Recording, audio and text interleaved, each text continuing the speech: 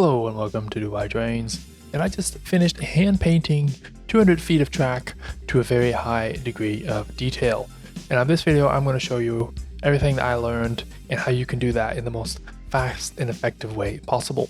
So step one is we want to get rid of this very, let's say, manicured and machined look of all the ties.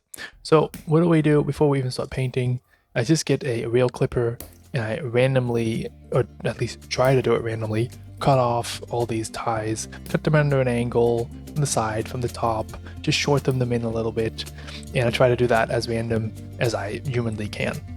Now, depending on the ruralness or roughness of the track, you can do this to basically every tie that you have, or just snip it a little bit here and there like I did, just to get the machine look off of it. Now, up next is painting all the track, and for that I use the follow color combination: raw umber, sand, neutral gray, and Mississippi mud. I'll put in the description down below a link where you can buy these exact same colors. Now, if you want to go for a lot of track, you probably want to get something that's a little bit bigger like this. Then you just mix it all together. On the screen, I put the percentages of the different ratios of the color that I used, more or less. So then you just put it on to the ties, and don't put it on too thick. First I do the section between the rails and then sticking out to the right and left of the rails. Don't forget to do the side of the ties as well.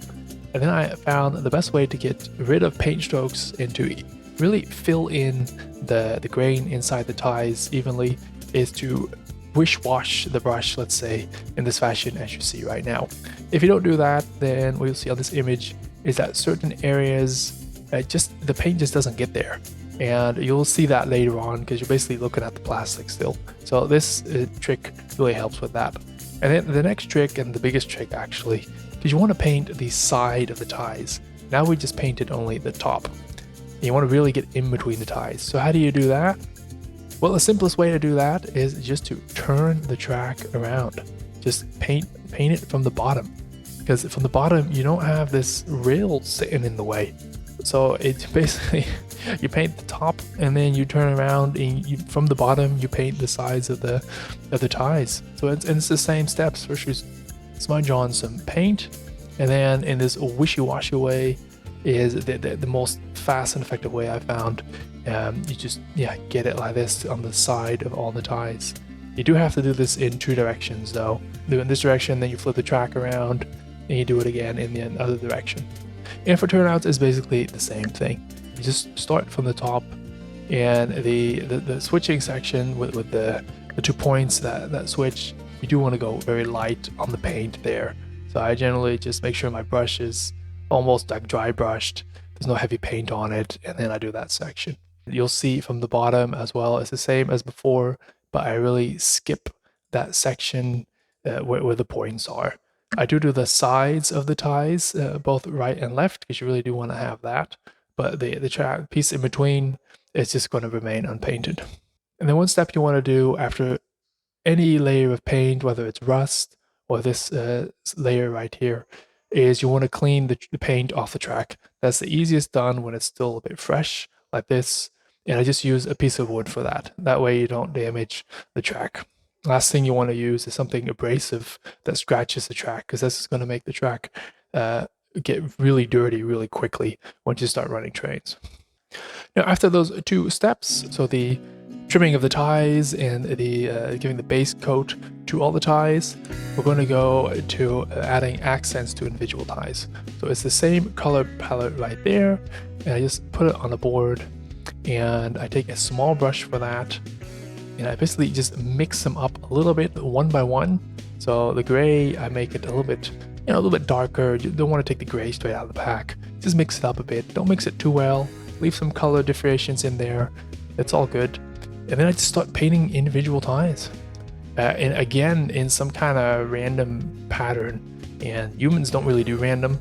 So what I found out it works a little bit is that you take sections like this whole bandwidth here, and then you paint either 1, 2, 3 or 0 ties in that section for each track. So one track you'll paint 2 ties, and the next one you'll do 3, and then you do 0, and then you do 1, and then just move along a different section on the track, and that somehow creates a little bit of randomness. And don't forget sometimes to just stand back and just to look, like where is there a gap? Where do I need to maybe fill in some more ties or leave some out, just to make sure it looks more random. And don't forget, we're going to be laying this track randomly as well. Some pieces might flip around, some pieces might be cut in half. So even if you see a pattern, once you lay the track, you're not going to recognize that at all. So don't forget to do this with the turnouts as well. I always try to do one tie somewhere on each turnout, and some of them again I skip just to get the randomness in there. And I even have one turnout I think that they replaced 4 or 5 ties. So put the darker ones in there because that's a general tip. The lighter ties, the silver ones, are the old ties, and the darker ones, the black ones, are the newer ties. So you can do some storytelling with that as well. Because don't forget, now we're using only the silver, but I'm going to do the same with a mixed version of the sand, of the Mississippi mud, and I'm also actually going to take a black, like ebony black, and do some ties with that as well. So here you see the result, all the different colors. Now it looks maybe a bit like a leopard or a cheetah and a bit spotted, but don't worry, the colors dry up a little bit lighter by themselves anyways. And this is just one of many, many layers. So they're all going to blend in later on. So you see what I'm doing right now is the next step actually, that's applying a dark wash. So we take some of that black, 3-4 drops, and we add 100 milliliter or something of water to that. You really want to dilute it very, very well. And then you wash all the track. And what this wash does as well is it ties all the track, no pun intended, together. So it all becomes one more homogeneous look and feel. But once we've laid the track, it's not in this video, but then we're also going to add chalks to it to add more rust, etc, etc. I'm going to do more weathering. So it's all going to really blend together later on. I only wash the track from the top, and I make sure the sides are washed as well.